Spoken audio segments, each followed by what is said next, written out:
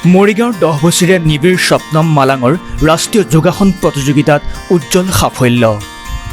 মৰিগাঁও জিলালৈ পুনৰ আহিল গৌৰৱৰ খবৰ। জিলাখনৰ এগৰাকী মাত্ৰ 10 বছৰীয়া কন্যাই ৰাষ্ট্ৰীয় পৰ্যায়ত নিজৰ প্ৰতিভাৰে অসমৰ লগতে মৰিগাঁৱৰ নাম উজ্জ্বল কৰিবলৈ সক্ষম হৈছে। মৰিগাঁৱৰ নিবাসী নিবিড় স্বপ্নম মালাঙে উত্তৰাখণ্ডৰ কৌৰ ইউনিভাৰ্চিটি ৰুৰকীত অনুষ্ঠিত তৃতীয় WFFYS national yogasana sports championship 2026ত সফলতাৰে দ্বিতীয় স্থান লাভ কৰি এক উল্লেখযোগ্য কৃতিত্ব অৰ্জন কৰিছে।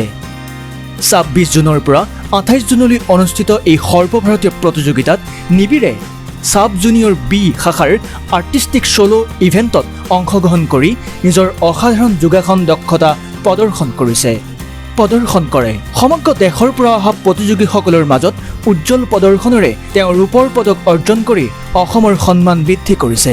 বিশ্ব ফিটনেছ ফেডাৰেশ্যন অৱ যোগাসন স্পৰ্টছ ইণ্টাৰনেশ্যনেলৰ অধীনত অনুষ্ঠিত এই প্ৰতিযোগিতাত লাভ কৰা এই সফলতাই নিবিড়ৰ অধ্যাৱসায়, নিয়মীয়া অনুশীলন আৰু আত্মবিশ্বাসৰ পৰিচয় দাঙি ধৰিছে। নিবিড় স্বপ্নম মালাঙৰ এই ঐতিহাসিক সাফল্যত পৰিয়াল, শিক্ষক, প্ৰশিক্ষক তথা মৰিগাঁওবাসীয়ে আনন্দ প্ৰকাশ কৰাৰ লগতে ভৱিষ্যততো আন্তঃৰাষ্ট্ৰীয় পৰ্যায়ত অসমৰ নাম উজ্জ্বল কৰিবলৈ শুভেচ্ছা জনাইছে। এগৰাকী 10 বছৰীয়া কন্যাৰ এই অসাধাৰণ সাফল্যই আন বহু শিশুক ক্ৰীড়া আৰু যোগাসনৰ ক্ষেত্ৰত আগবাঢ়িবলৈ নিশ্চয় অনুপ্ৰেৰণা যোগাব। ভাল লাগিছে actually. I am very happy for getting this silver medal. For the first time she participate in the sub-junior category 10 to 15 years. Actually, this competition was very hard. So I'm very happy that because she has been able to get silver medal in this category, and this achievement goes to Coach Asim Borua. Bless her so that she can succeed after mark in her future life.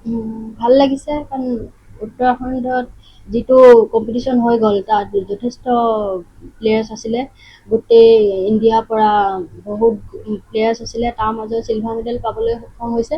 সেইটো কাৰণে খুবেই ভাল লাগিছে আৰু সকলোৱে আশীৰ্বাদ কৰিব যাতে থাইলেণ্ডত আন্তঃৰাষ্ট্ৰীয় পৰ্যায়ৰ প্ৰতিযোগিতাখন হ'বলৈ গৈ আছে, তাত যাতে আৰু ভাল কৰিব পাৰে। আপোনালোক সকলোৱে আশীৰ্বাদ কৰিব, সেইখিনিকে ক'ম আৰু।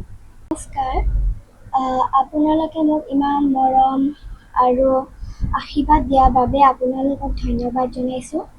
আৰু উত্তৰাখণ্ডত হোৱা নেশ্যনেল য়োগা চেম্পিয়নশ্বিপ কম্পিটিশ্যনত মই তাত ভাগ লৈছিলোঁ আৰু মই তাত চিলভাৰ মেডেল পাবলৈ সক্ষম হৈছোঁ।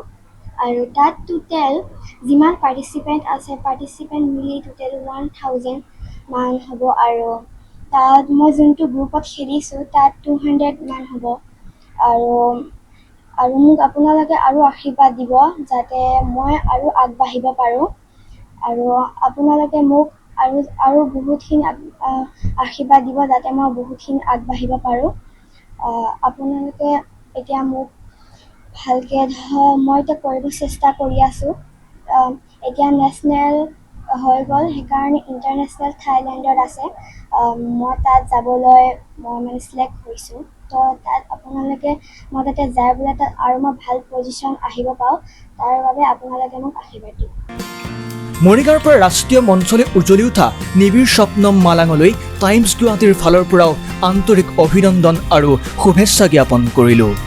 মৰিগাঁৱৰ পৰা পুলকনাথ, টাইমছ গুৱাহাটী। আমি মৰিগাঁও জিলা সাহিত্য সভাৰ পৰা মই সম্পাদক কুশল কুমাৰ বৰা। আমাৰ লগত আছে বাচনাঘাট সততল শাখা সাহিত্য সভাৰ সভাপতি কৃষ্ণানন্দ নাথদেৱ। আমাৰ লগত আছে বাচনাঘাট সততল শাখা সাহিত্য সভাৰ সম্পাদক লোহিত চন্দ্ৰ ডেকাদেৱ। আমাৰ আজিটো খুব এটা আনন্দৰ দিন, আমি খুবেই সন্তোষিত হৈছোঁ।